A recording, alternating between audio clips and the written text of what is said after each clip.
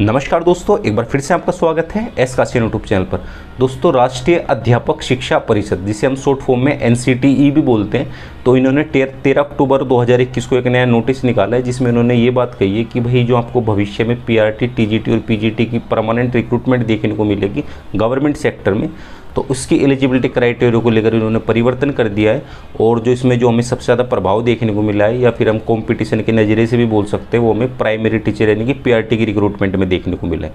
तो आज की वीडियो में इसी के विषय में चर्चा करेंगे। बाकी दोस्तों, जैसा कि आपको पता है, जो ये नए रूल्स बनाए जाते हैं तो ये भारत सरकार के द्वारा बनाए जाते हैं। तो जो सबसे पहले इन रूल्स को फॉलो करेगी रिक्रूटमेंट, जो आपको सेंट्रल गवर्नमेंट या फिर भारत सरकार की जो शिक्षक भर्तियाँ आपको देखने को मिलेगी, उसमें सबसे पहले, और जब भारत सरकार का नाम आता है तो उसमें आप जानते हैं सबसे पहले अभ्यर्थी किसकी बात करते हैं, केवीएस, केंद्रीय विद्यालय संगठन की। ठीक है, तो सबसे पहले जो रूल्स लगाए जाएंगे केंद्रीय विद्यालय की रिक्रूटमेंट में लगाए जाएंगे। और बाकी इसके बाद जो आपको स्टेट गवर्नमेंट की रिक्रूटमेंट होती है, क्योंकि इसमें ऐसा बताया गया है कि इस पर ऐसा नहीं बिल्कुल फिक्स ही कर दिया, विचार की एक तरह से आप मान सकते हैं। ठीक है, तो सेंट्रल गवर्नमेंट पर तो सीधे सीधे रूल लग जाएंगे। बाकी स्टेट रिक्रूटमेंट की बात करते हो, शायद से दोस्तों वहाँ पर ये वाले रूल्स फॉलो ना हो, और या फिर फॉलो भी हो रहे हैं तो एकदम ना हो गए, थोड़े समय बाद आपको देखने को मिले।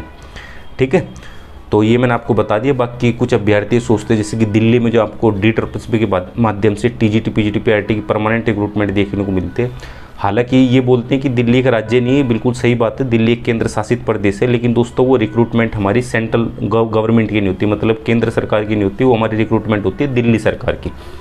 ठीक है, तो जो रूल्स बनाए गए हैं सबसे पहले सेंट्रल गवर्नमेंट की जितनी भी रिक्रूटमेंट में उसमें लगेंगे, और उसके बाद आप चाहे किसी यूपी, हरियाणा, राजस्थान में निकल रहे हैं, फिर दिल्ली में निकल रही है। ठीक है, तो दिल्ली एक राज्य नहीं है, बिल्कुल ठीक बात है, दिल्ली एक केंद्र शासित प्रदेश है, लेकिन इसके अलावा भी दिल्ली सरकार के पास काफ़ी सारे ऐसे डिपार्टमेंट है दिल्ली में जो दिल्ली सरकार के अधीन है, और उसकी रिक्रूटमेंट जितना भी प्रोसेस है सारा दिल्ली सरकार के अंतर्गत ही आता है। ठीक है, और उसमें से हमारे एक शिक्षा विभाग भी होता है, जिसकी आपको रिक्रूटमेंट डायरेक्टरेट ऑफ एजुकेशन के स्कूल्स में देखने को मिलती है। ठीक है, बाकी एमसीडी में मिलती है, वो भी वैसे सरकार उसकी अलग होती है, लेकिन वो केंद्र सरकार का नहीं होता। ठीक है, कभी भी सरकार बदल जाए तो केंद्र का नहीं रहेगा वो, फिलहाल केंद्र में और एमसीडी में एक ही सरकार है, तो इसलिए मैं आपको बोल रहा हूँ। ठीक है, तो अगर मैं दिल्ली की भी बात कर रहा हूँ तो दिल्ली में जो रिक्रूटमेंट है केंद्र सरकार की नहीं, उसमें भी ये रूल्स एकदम से न लगाए जाए, शायद थोड़े समय बाद लगाए जाए, क्योंकि अभी रिसेंटली जो आपको पीआरटी की रिक्रूटमेंट देखने को मिली है उसमें बीएड वाले अभ्यर्थियों को पीआरटी पोस्ट के लिए एलिजिबल नहीं किया गया था। बाद में नोटिस वगैरह निकाला है, अब देखते उसे फॉर्म को दोबारा रीओपन करते नहीं करते, वो बाद का प्रोसेस है। लेकिन केवीएस में दोस्तों, ये केवीएस सेंट्रल गवर्नमेंट की रिक्रूटमेंट थी, और ये रूल्स हमें 2018 में देखने को मिल गए थे, जो बीएड वाले अभ्यर्थी पीआरटी पोस्ट के लिए जिसमें एलिजिबल थे। तो भारत सरकार द्वारा जो न्यू एलिजिबिलिटी क्राइटेरिया निर्धारित किया गया है उसके बारे में बताने से पहले दोस्तों, इस वीडियो को जिन्होंने स्पॉन्सर किया है, यदि आप सीटेट एग्जाम की तैयारी कर रहे हैं और अपने उस सीटेट एग्जाम को अच्छे मार्क्स के साथ क्वालिफाई करना चाहते हैं, तो दोस्तों आप चक्षु पब्लिकेशन की सीटेट 2021 के लिए संपूर्ण गाइड बुक के माध्यम से अपना अध्ययन कर सकते हैं। इसमें आपको सीटेट पेपर 1 से संबंधित, जो कि आपका पहली कक्षा से लेकर 5वीं कक्षा के लिए होता है, इसमें बाल विकास एवं शिक्षा शास्त्र, हिंदी भाषा, इंग्लिश लैंग्वेज, गणित और पर्यावरणीय अध्ययन से संबंधित जो सीटेट का ऑफिशियली लेटेस्ट सिलेबस तैयार किया गया है उसके अकॉर्डिंग थ्योरी, 3000 से भी ज़्यादा इंपॉर्टेंट क्वेश्चन और 2019 और 2020 के सोल्व क्वेश्चन पेपर भी देखने को मिल जाएंगे। और इसमें आपको क्वेश्चंस के आंसर तो बताए ही गए हैं, साथ ही साथ उन्हें बहुत अच्छे से एक्सप्लेन भी किया गया है। और यह बुक एनसीईआरटी पुस्तकों पर आधारित है, तो आप ये इधर सिलेबस देख सकते हैं। बिल्कुल जो भी सीटेट का ऑफिशियली पाठ्यक्रम निर्धारित किया गया है उसके अनुसार ही आपको सभी टॉपिक्स देखने को मिलेंगे, चाहे इसमें हम बात करें बाल विकास एवं अध्यापन कला यानी कि शिक्षा शास्त्र की, हिंदी भाषा की, इंग्लिश लैंग्वेज की, गणित और पर्यावरण अध्ययन। आप सीटेट के लिए चक्षु पब्लिकेशन की सब्जेक्ट वाइज भी बुक ले सकते हैं, चाहे इसमें हम बात करें बाल विकास एवं शिक्षा शास्त्र, हिंदी, संस्कृत, गणित, पर्यावरण अध्ययन, इंग्लिश और प्रैक्टिस सेट। तो अगर आप इन बुक्स को खरीदना चाहते हैं तो इन्हें खरीदने का बेस्ट बाय लिंक मैंने आपको इस वीडियो के डिस्क्रिप्शन बॉक्स में दिया है। तो दोस्तों, सेंट्रल गवर्नमेंट द्वारा टीचिंग रिक्रूटमेंट में न्यू एलिजिबिलिटी क्राइटेरिया को लेकर जो बदलाव किए गए हैं, कोई ज़्यादा बड़े बदलाव नहीं किए गए हैं। अब जो मैं आपको एग्जांपल देने वाला हूँ वो सारा का सारा मैं केंद्रीय विद्यालय संगठन का जो टीचिंग रिक्रूटमेंट का प्रोसेस होता है उसमें जो एलिजिबिलिटी क्राइटेरिया होता है उसके अकॉर्डिंग दूंगा, क्योंकि आप जानते हैं केवीएस भी सेंट्रल गवर्नमेंट का है और ये रूल्स भी सेंट्रल गवर्नमेंट द्वारा बनाए गए हैं। ठीक है, तो आसानी हो जाएगी, क्योंकि स्टेट अपनी तरफ से भी चला सकता है, तो इसलिए उधर फिर थोड़ा सा लफड़ा पड़ जाएगा, आपके दिमाग में खिचड़ी बन जाएगी। ठीक है, तो पहले क्या होता था आप जानते हैं, पहले पीआरटी पोस्ट के लिए जिन्होंने शिक्षा के क्षेत्र में डिप्लोमा प्राप्त कर रखा है, डाइट, जेबीटी, बीटीसी इत्यादि, वो एलिजिबल होते थे। टीजीटी के लिए जिन्होंने बीएड कर रखा है वो एलिजिबल होते थे। और जिन्होंने बीएड के साथ साथ अपनी मास्टर्स भी कंप्लीट कर रखी है, पोस्ट ग्रेजुएट है, वो पीजीटी पोस्ट के लिए एलिजिबल होते थे। ठीक है, ये नियम था। लेकिन एनसीटीई ने क्या करा, 2018 में एक नोटिस निकाला, उसमें उन्होंने ये मेंशन करा कि जिन अभ्यर्थियों ने बीएड कर रखी है वो अभ्यर्थी भी प्राइमरी टीचर यानी कि जो पीआरटी की रिक्रूटमेंट निकलते हैं उसमें एलिजिबल है। और ठीक दोस्तों, इस 2021 में भी उन्होंने एक ऐसा ही नोटिस निकाला है। अभी इन्होंने इसमें ज़्यादा तो कुछ खास नहीं निकाला, इन्होंने अपना एक नया कोर्स लॉन्च किया है। ठीक है, वो कोर्स क्या है दोस्तों, जिन अभ्यर्थियों ने पोस्ट ग्रेजुएशन कर रखी है उसके बाद एक कोर्स है इनकी तरफ से 3 साल का, जिसमें आपकी बीएड और एमएड एक साथ ही हो जाएगी। अब नॉर्मल अभ्यर्थी अगर एमएड करते हैं तो उसके लिए क्या करना होता है, अपनी ग्रेजुएशन कंप्लीट करते हैं, उसके बाद बीएड कंप्लीट करते हैं, फिर अपनी पोस्ट ग्रेजुएशन कंप्लीट करते हैं, या फिर कुछ अभ्यर्थी पोस्ट ग्रेजुएशन करने के बाद बीएड करते हैं। ठीक है, तो इन 3 चरणों के बाद करने के बाद ही वो एमएड कर पाते हैं। लेकिन अभी इन्होंने क्या कर रखा है कि पोस्ट ग्रेजुएशन जिन्होंने कर रखी है डायरेक्ट वो 3 साल में, पहले 4 साल लगते थे, अब केवल 3 साल में ही उनका एमए और एमएड और बीएड एक साथ ही कंबाइन करके हो जाएगा, केवल 3 साल में। तो ये नया कोर्स निकाला है। और जिन अभ्यर्थियों ने कोर्स कर लिया वो अभ्यर्थी पीआरटी पोस्ट के लिए भी एलिजिबल है, टीजीटी के लिए भी एलिजिबल है और पीजीटी के लिए भी एलिजिबल है। ठीक है, अब टीजीटी और पीजीटी के लिए तो दोस्तों नॉर्मल एलिजिबल होते हैं जिन अभ्यर्थियों ने बीएड कर रखी है, लेकिन यहाँ पर इन्होंने बोला है वो पीआरटी पोस्ट के लिए एलिजिबल है। ठीक है, तो इसका जो मैं आपको बता रहा था बस ये थोड़ा सा प्रभाव पड़ा है कि जो कंपटीशन है उसमें और थोड़े से अभ्यर्थी जुड़ जाएंगे। और जो अभ्यर्थी अपनी एमएड कंप्लीट कर लेंगे, चाहे एनसीटी का जो नया कोर्स है इसके अकॉर्डिंग वो कर ले, या फिर जो नॉर्मल उनकी चलते 2 साल की बीएड 2 साल की एमएड, तो टीचिंग पोस्ट के लिए तो एलिजिबल है, टीजीटी पीजीटी पीआरटी तीनों के लिए। बाकी इनसे सीटेट की डिमांड की जाएगी, पीआरटी में सीटेट पेपर 1 और टीजीटी में सीटेट पेपर 2 इनका क्वालिफाई होना चाहिए, तभी ये एलिजिबल हो पाएंगे। और वो तो सभी के लिए होता है। ठीक है, चाहे आपने डिग्री प्राप्त करी चाहे डिप्लोमा प्राप्त करा है, तो सीटेट तो कंपलसरी होता है, सेम केस इनके साथ भी लगेगा। लेकिन इनके साथ साथ इनके पास एक और अपॉर्चुनिटी होगी। आप जानते हैं, आपने जैसे शिक्षा के क्षेत्र में डिग्री प्राप्त करी या फिर डिप्लोमा प्राप्त करा, चाहे बीएड करिए, डाइट, जेबीटी, बीटीसी कुछ भी करा है, तो वहाँ पर जो आपको टीचर्स पढ़ाते हैं, कभी आपने सोचा है उनकी क्वालिफिकेशन क्या होती है, मतलब उनसे क्या एलिजिबिलिटी क्राइटेरिया होते हैं? तो दोस्तों उनसे एमएडी मांगी जाती है और साथ ही साथ नेट भी मांग लेते हैं, मतलब जीआरएफ नेट तो आप जानते हैं। ठीक है, शिक्षा के क्षेत्र में अगर आप पीएचडी करते हैं तो इन सभी चीज़ों का आपको सामना करना होता है। आने वाले समय में दोस्तों पीएचडी भी कंपलसरी हो जाएगी फिर, अगर आप प्रोफेसर या असिस्टेंट प्रोफेसर ही लगेंगे। ठीक है, बीएड के केस में मैं आपको बताऊं तो आपकी पीएचडी भी कंपलसरी हो जाएगी। ये दोस्तों बहुत बाद का प्रोसेस होता है, मतलब जो कोई शिक्षा के क्षेत्र में ज़्यादा ही पढ़ाई कर लेते हैं। ठीक है, एक तो नॉर्मल आप विषय से करते हैं, मान के चलो हिंदी, पॉलिटिकल साइंस, हिस्ट्री, किसी भी सब्जेक्ट से आपने पीएचडी कर ली, ज्योग्राफी वगैरह, वो तो अलग हो गई। बाकी शिक्षा के क्षेत्र में अलग होती है, यहाँ एकदम पोस्ट ग्रेजुएशन के बाद नहीं कर सकती, इसमें आपकी बीएड भी करनी होती है, फिर एमएड भी करनी होती है, और तब जाके आप फिर एलिजिबल होते हैं। नेट जीआरएफ अगर वगैरह आप अपने क्लियर करते हो फिर आप पीएचडी वगैरह में एडमिशन लोगे, क्योंकि एमफिल तो अब धीरे धीरे खत्म होने वाली है, तो बहुत लंबा प्रोसेस हो जाता है इसका।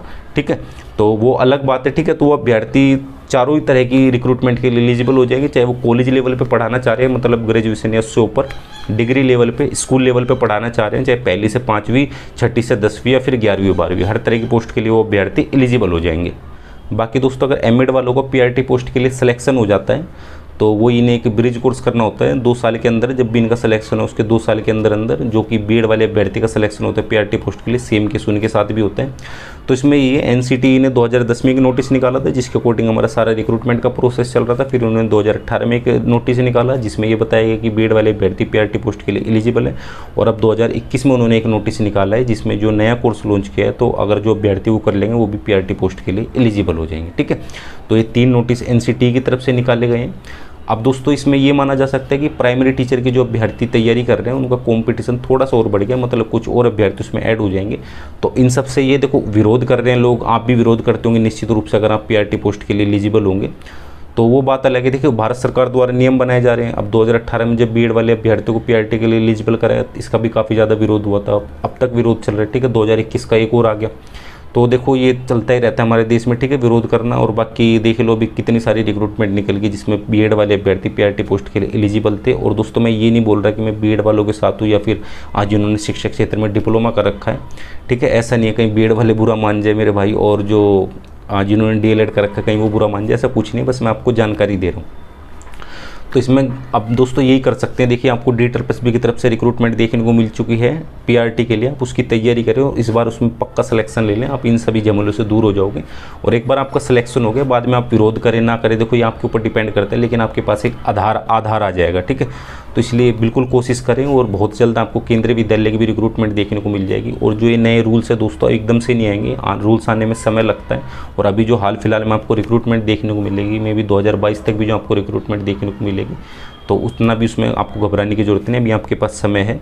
और इसमें तो दोस्तों मैं यही बताना चाहूँगा, अगर आप कहीं भी सिलेक्शन लेना चाहते हैं तो उसका जो आधार होता है आपका, वो आपका अध्ययन ही होता है। तो अध्ययन करते दौरान दोस्तों जितनी नेगेटिव है, मतलब आप ये सोचने बैठ गए ना यार कंपटीशन बढ़ गया, बीएड वाले भी आ गए, ऊपर से एनसीटी ने जो नया कोर्स निकाले वो भी आ गए, हमारा सिलेक्शन कैसे होगा, पहले से इतना कॉम्पिटिशन था। तो जितनी नेगेटिव एनर्जी लाओगे दोस्तों उतना ही आप अपने सिलेक्शन से दूर होते चले जाओगे। तो बिल्कुल दोस्तों अपने माइंड में ये बात बिठा के चलिए। और मैं बिल्कुल आपको एक सच बात बता रहा हूँ, जो अभ्यर्थी एमएड कर लेंगे ना उनका मैक्सिमम यही रहेगा कि वो टीजीटी या फिर पीजीटी पोस्ट पर सिलेक्शन ले ले। पीआरटी में ना अगर दोस्तों वैसे मजबूरी का नाम महात्मा गांधी से बोला जाता है, अगर नहीं हो रहा तो मे भी वो पीआरटी, देखो मैं पीआरटी को बुरा नहीं बोल रहा, लेकिन मैं आपको सच बात बता रहा हूँ, ठीक है, ले लें। लेकिन जिस अभ्यर्थी ने किसी विषय में ग्रेजुएशन कंप्लीट करी, उसके बाद उसी विषय में पोस्ट ग्रेजुएशन कंप्लीट कर ली, फिर एमएड भी कर ली, तो दोस्तों वो पीआरटी के लिए शायद ही नहीं जाना चाहेगा, ठीक है। मैक्सिमम उसका ये रहेगा कि या तो मैं लेक्चरर बन जाऊँ या फिर मैं पीजीटी मतलब कॉलेज में लग जाऊँ या फिर स्कूल लेवल पर मैं टीचर बन जाऊँ, ठीक है, ये रहेगा। लेकिन कहीं नहीं लग रहा, तो इसलिए इतना घबराने, उनसे उस लेवल का कंपटीशन नहीं होगा जो आपके साथ एक्चुअल जो आपके साथ अभ्यर्थी फाइट करेंगे उनके साथ होगा। क्योंकि जितनी ज़्यादा क्वालिफिकेशन हो जाएगी ना, रास्ते कई सारे खुल जाते हैं। वो टीजीटी के लिए भी तैयारी करें, पीजीटी के लिए भी तैयारी करें, ठीक है, ऊपर से पीआरटी। और मैं आपको ये बात बता दूँ, टीजीटी पीजीटी की तो लमसम सेम ही होता है। सब्जेक्ट आता है आपका 100 नंबर का, पीजीटी में 200 नंबर का आ जाता है। डीएसएसबी का अगर मैं एग्जाम्पल दूँ, ठीक है, केंद्रीय विद्यालय का अलग होता है, उसमें केंद्रीय विद्यालय में बात की जा रही है कि उसमें सब्जेक्ट ऐड किया जाएगा, ठीक है, वैसे तो सब्जेक्ट नहीं आता। तो ये दोस्तों, तो उसका तो एक जैसा आप मान के चल सकते हैं कि भाई टीचिंग जो रिक्रूटमेंट का जो प्रोसेस है वो एक जैसा है, मतलब, लेकिन पीआरटी बिल्कुल अलग हो जाता है, ठीक है। क्योंकि टीजीटी में जो पूछा जाता है ना, वो पीआरटी में आप दिल्ली का एग्जांपल ले लो, डीएसएसबी का, वैसे केवीएस का देता है। मैं दिल्ली का आपको एग्जांपल दे रहा हूँ, यहाँ का आप पीआरटी का एग्जाम उठाओ, टीजीटी का उठाओ, जमीन आसमान का फर्क देखने को मिलेगा जो विषय संबंधित होता है। केवल 10 नंबर का आता है उसमें, जो लैंग्वेज पैडागोजी है, मतलब लैंग्वेज के टीचर बन रहे हैं या फिर जिस भी विषय के बन रहे हो उस विषय से संबंधित पैडागोजी केवल 10 नंबर की आती है, वहाँ पूरे 100 नंबर की आते हैं, ठीक है। तो बहुत फर्क मिल जाएगा आपके सिलिफाइड उनसे, जिसके लिए जितने ज़्यादा रास्ते खुल जाते हैं वहीं कन्फ्यूजन भी उतना ज़्यादा बढ़ जाता है। वो सोचते हैं किसकी तैयारी करूँ।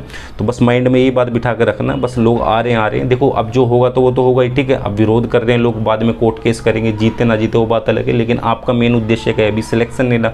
और सिलेक्शन जब भी होगा जब आपका अध्ययन बिल्कुल सुचारू रूप से निरंतर चलता रहेगा, किसी भी तरह की नेगेटिव बाधा आपके में नहीं आएगी। नेगेटिव एनर्जी दूर करने के लिए दोस्तों आपको पॉजिटिव एनर्जी लानी पड़ेगी। पॉजिटिव बस दोस्तों ये आप माइंड में बिठा लो, मुझे सिलेक्शन नहीं लाए तो लेना है, मेरे लिए एक सीटर वो है, उस पर मुझे फाइट करनी है। और जो आपका एक्चुअल कंपटीशन है, जिन्हें अभ्यर्थियों ने शिक्षक क्षेत्र में डिप्लोमा प्राप्त कर रखा है उनसे ही होता है, ठीक है। बाकी बीएड वालों भी मान लो, लेकिन ये एमएड तो दोस्तों बहुत दूर की बात हो जाती है, ठीक है। तो इतना घबराने की जरूरत नहीं। पॉजिटिव एनर्जी के साथ अगर आप अपना अध्ययन करेंगे तो आपकी सफलता आपको मिले, इसके चांस बहुत ज़्यादा हो जाएंगे। तो बस दोस्तों फिलहाल की वीडियो में इतना ही। अगर आपको वीडियो पसंद आई, वीडियो को फटाफट से लाइक करें। और अगर आप एक शिक्षक बनने की इच्छा रखते हैं तो आप हमारे एस काशी यूट्यूब चैनल को निश्चित रूप से सब्सक्राइब कर लीजिएगा, क्योंकि हमारे चैनल केवल शिक्षकों और भावी शिक्षकों के लिए ही है। और साथ ही साथ आप टीजीटी पीजीटी पीआरटी किसी भी पोस्ट की तैयारी कर रहे हैं तो आप हम इंस्टाग्राम और टेलीग्राम पर भी फॉलो कर सकते हैं। वहाँ पर फॉलो करने का डायरेक्ट लिंक मैंने आपको इस वीडियो के डिस्क्रिप्शन बॉक्स में दिया है, वहाँ पर आपको स्टडी मटेरियल उपलब्ध कराया जाएगा। तो बस फिलहाल की वीडियो में इतना ही, मिलते हैं अपने के लिए इस तरह की इंटरेस्टिंग वीडियो में। तब तक के लिए जय हिंद, वंदे मातरम।